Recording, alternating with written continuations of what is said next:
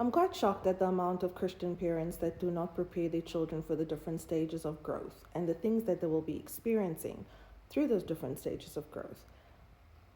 As a Christian parent, it is your responsibility to prepare your child. Otherwise, the world is going to prepare your child.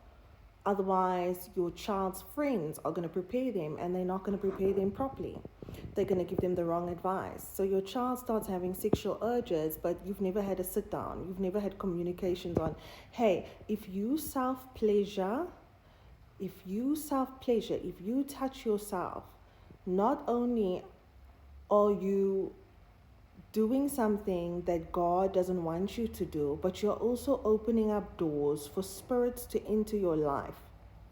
And the more you do that thing, it will present itself as a stronghold in your life, and the enemy will be able to have legal ground to afflict you in whichever way it chooses to afflict you. People are shocked that their children are coming home pregnant. People are shocked that their sons are impregnating girls outside. People are shocked. Why are you shocked? Did you forget that you were once a teenager? Did you forget that you were once an adolescent?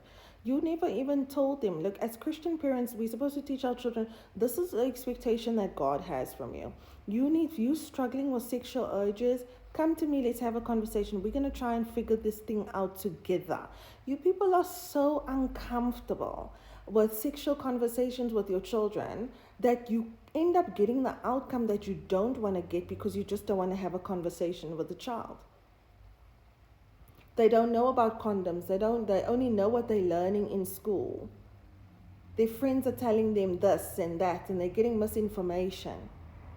So you're shocked that there's a baby coming into your house now. You need to prepare your children as a Christian parent to let them know this is how this works, this is what this is, and this is what that is.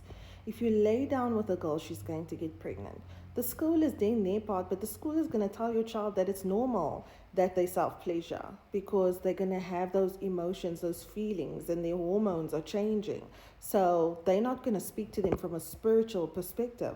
They're going to speak to them from a carnal perspective, which is you're supposed to teach them the spiritual side of things because carnality is everywhere they go. Stop being uncomfortable. I'm sorry if your parents did not have the conversation with you, but they were meant to have the conversation with you. So many parents did not have that conversation with their children. There's young children out there with sexually transmitted diseases. Young children out there. They are just being used by any man that comes along. And there are women who are also predators to young boys, playing on the fact that they are currently going through hormonal changes. People of God, set your children up. You know, when we were growing up, we just heard, do not participate in sexual activity. We never knew the spiritual side of things. So even though we were in our 20s and in relationships, we didn't know the spiritual aspect of laying down with a man or laying down with a woman. We had no idea that those were doors for the enemy to enter lives and destroy lives and create the limitation and hindrance.